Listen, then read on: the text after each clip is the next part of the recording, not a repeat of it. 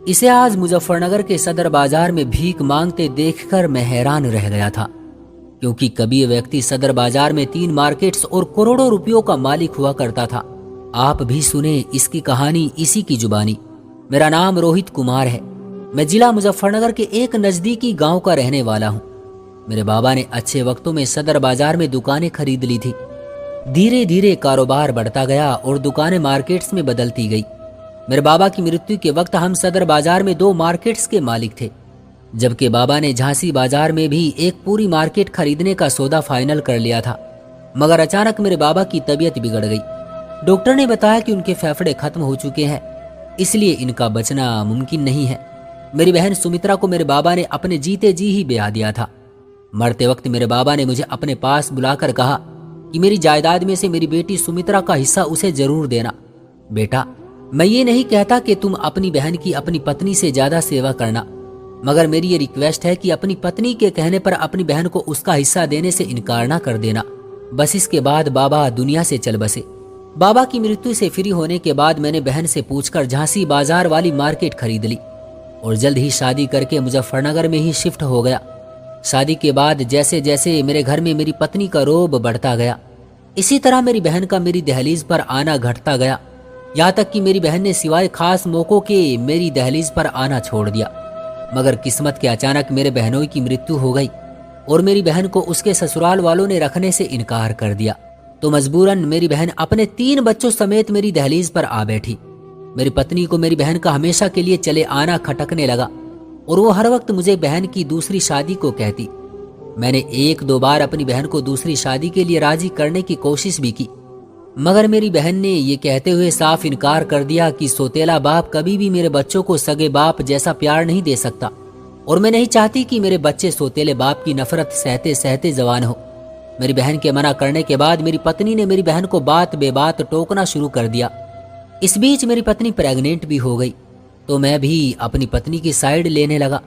तो मेरी पत्नी मेरी साइड लेने पर और भी जालिम हो गई। मेरी पत्नी ने मेरी बहन को उसके 3 बच्चों समेत घर के कोने से बाहर आने से भी मना कर दिया। शुरू में मेरी बहन ने मेरे बलबूते पर घर में अपना हक जताया, मगर जब मेरी बहन को यकीन हो गया कि मैं अपनी पत्नी की साइड लेता हूं, तो वो बिल्कुल खामोश हो गई। जबकि मेरी पत्नी ने मेरी बहन को घर की नौकरानी बना लिया था। मेरी पहली औलाद बेटा पैदा हुआ। बेटा पैदा होने की खुशी मेरी पत्नी और मुझसे ज्यादा मेरी बहन को थी। वो कहती थी कि मेरे बाबा की तीसरी नस्ल शुरू हो गई, मगर जल्द ही मेरी बहन का ये उम्हाव भी उतर गया। यहाँ तक कि जब मेरा बेटा बोलने के काबिल हुआ तो मेरी पत्नी ने उसे मेरी बहन को बुलाने के लिए बुआ शब्द की जगह गालियां वगैरह देकर बुलाना सिखा दिया। मगर न जाने क्यों अपने लिए गाली सुनने के बाद भी मेरी बहन को मेरे बेटे पर प्यार आता और वो मेरे बेटे को चूमती न थकती। यहाँ तक मेरी बहन के अपने बच्चे रोते रहते, मगर वो मेरे घर की सफाई सुथराई करने में बिजी रहती, अपने बच्चों पर ज्यादा ध्यान न देती। यहाँ तक कि मैंने अपनी आंखों से देखा था कि जब मेरा बेटा रोता तो मेरी बहन अपनी गोद में मौजूद अपने बच्चे को घर के फर्श पर छोड़कर दौड़ते हुए आती और मेरे बेटे को गोद में उठा लेती। मेरी बहन के इस व्यवहार के बाद भी मुझ पर और मेरी पत्नी पर कोई फर्क न पड़ा। यहाँ तक कि मेरी बहन ने अपने बच्चों को स्कूल में एडमिशन करवाने के बारे में मुझसे बात की, तो मैंने साफ मना कर दिया और कहा कि मेरे पास इतने पैसे नहीं हैं। मेरी बहन सुमित्रा ने अपने बच्चों को लिया और मायके में मौजूद घर में शिफ्ट हो गई। वहां सरकारी स्कूल में बच्चों का एडमिशन करवाया और साथ ही लोगों के कपड़े सिलाई करने और धोकर इस्त्री करके देने का काम करके अपना और बच्चों का पेट पालने लगी। मगर जब मेरी बहन के बच्चों ने मिडिल क्लास तक पढ़ लिया, सुमित्रा एक बार फिर मेरी दहलीज पर आई और ये कहते हुए अपना हिस्सा लेने को कहा कि बच्चों की पढ़ाई के खर्चे बढ़ गए हैं, इसलिए सिर्फ कपड़े सिलाई धुलाई करके गुजारा नहीं होता। मैं बहन के मुंह से ऐसे शब्द सुनकर खामोश हो गया, मगर मेरी पत्नी ने उसी वक्त बात संभाली और मेरी बहन को बहुत प्यार से कहा कि अपने बच्चों को लेकर यहाँ शहर में आ जाओ, हम लोग तुम्हारे बच्चों को एक बड़े स्कूल में एडमिशन दिलवाएंगे और तुमको भी फिक्र करने की जरूरत नहीं। जो कुछ तुम्हारे भाई का है वो सब तुम्हारा ही तो है। मैंने भी अपनी पत्नी की हाँ में हाँ मिलाई और यूं मेरी भोली बहन एक बार फिर मेरी पत्नी की शातिर चाल में फंस गई और अपने बच्चों को लेकर मुजफ्फरनगर शहर हमारे पास शिफ्ट हो गई।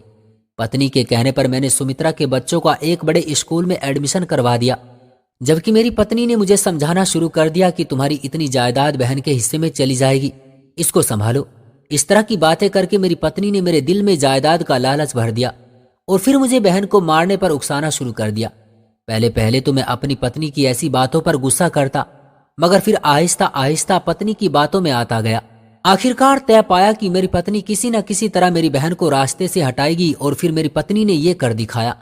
میری پتنی نے میری بہن کو کچن میں بند کر کے گیس کا وول کھول دیا۔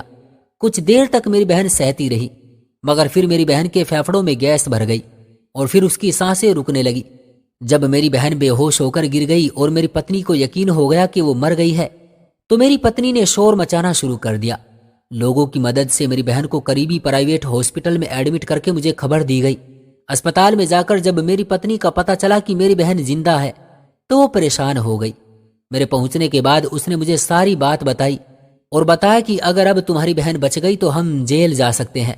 جب میری پتنی مجھ سے یہ باتیں کر رہی تھی، اس وقت کمرے میں ہم پتی پتنی کے سوا کوئی اور نہیں تھا، صرف میری بہن تھی جو بے ہوشی کی حالت میں پڑی تھی، جسے آکسیجن بیڈ پر لٹایا ہوا تھا۔ میں اٹھا اور آکسیجن سلنڈر کا وول بند کر دیا۔ ہاسپٹل کا ڈاکٹر میرا جاننے والا تھا، مجھے یقین تھا کہ کوئی مسئلہ بنے گا تو میں سنبھال لوں گا۔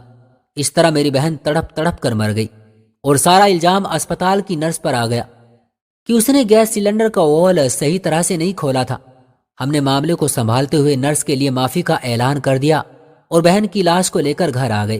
بہن کے معاملے سے نپٹنے کے بعد پتنی کے کہنے پر میں نے بھانجے بھانجیوں کو ان کے ددیحال بھیج دیا، مگر ددیحال والوں نے بھی رکھنے سے منع کر دیا اور بچوں کو اناتھ آشرم کے حوالے کر دیا۔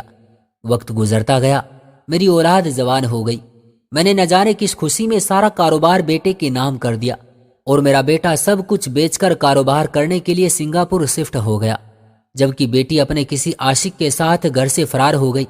میں بالکل کنگال ہو گیا تو میری پتنی بھی مجھ سے طلاق لے کر اپنے مائکے جا بیٹھی اور پھر کچھ سال بعد بیٹے کے پاس سنگاپور چلی گئی۔